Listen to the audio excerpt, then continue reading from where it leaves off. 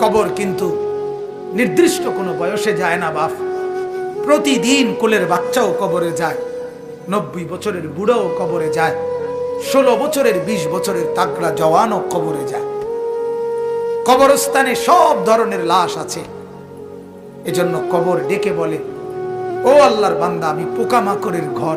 সেই ব্যক্তি যে একটা মশারি ছাড়া, একটা সামান্য মশার কামড় সহ্য করতে পারো না, একটা মশা কানের কাছ দিয়ে গেলে তোমার ঘুম ভাঙ্গা যায়, মশারি টাঙ্গাও, কয়েল জ্বালাও, অ্যারোসল লাগাও, এত কিছু করে তুমি মশার একটা আওয়াজ থেকে, কামড় থেকে বাঁচতে চাও। হায় আল্লাহর বান্দা, তো বছরের পর বছর, শত শত বছর কবরের মধ্যে এই পোকামাকড়ের ঘরে কেমনে থাকবে?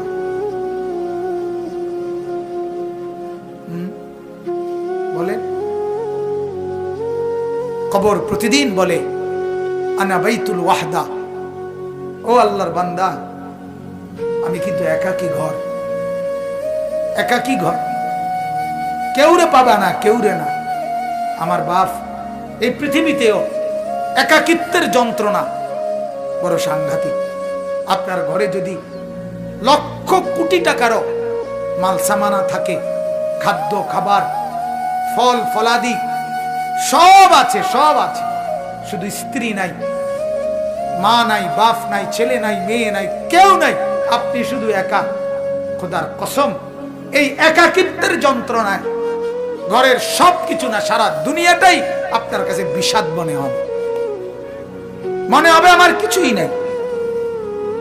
গত বছর আপনারা অনেকে শুনছেন হয়তো, এক ভদ্রলোক, ঢাকার শিল্পপতি, কোটি কোটি টাকার মালিক, গার্মেন্টস মেল ফ্যাক্টরির মালিক, ওই ভদ্রলোক একাকিত্বের কারণে, স্ত্রী নাই, ছেলে নাই, মেয়ে নাই, বিবিও দূরে সরে গেছে, ইউরোপ থাকে, ছেলেও থাকে বাহিরে, মেয়েও থাকে বাহিরে, একটা লোক নাই ফ্যামিলিতে। শুধুমাত্র এই একাকিত্বের কারণে এরকম মোবাইলে লাইভে সারা পৃথিবীকে জানাইয়া, সবার সামনে, সারা বিশ্বের চোখের সামনে এরকম কপালের মধ্যে পিস্তল ঠেকাইয়া নিজের জীবন নিজে দিয়ে দিছে, আত্মহত্যা করছে শুধু একাকিত্বের যন্ত্র।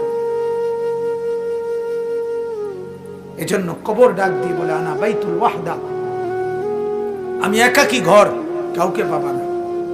আনা বাইতুল গুরবা, কবর বলে, ও আল্লাহর বান্দা, আমি অপরিচিত ঘর, কাউকে চিনবা না, ডানে বামে কিছুই বুঝবা না, মাটি ছাড়া আর কিছুই চিনবা না, আমি অপরিচিত ঘর। দুনিয়ার এক মানুষ আরেক মানুষের বাড়িতে গেলে মোটামুটি বুঝে, এই রুমটার সামনের রুম, প্লাস্টিকের দরজাওয়ালা, এটা বাথরুম, চুলা টুলা দেখা যায়, ওটা রান্নার ঘর, মোটামুটি মানুষ আইডিয়া করে। কবর বলে, দুনিয়ার কোনো ঘরের সাথে আমার এই ঘর মিলবে না বাপ, কোনো কিছুর সাথে এটা মিলাইতে পারবা না, অপরিচিত ঘর। আল্লাহ আমাকেই মাফ করে দেন। এজন্য বাপ, অনুরোধ করছি, কবরের ফিকির করে, কবরের ফিকির করে।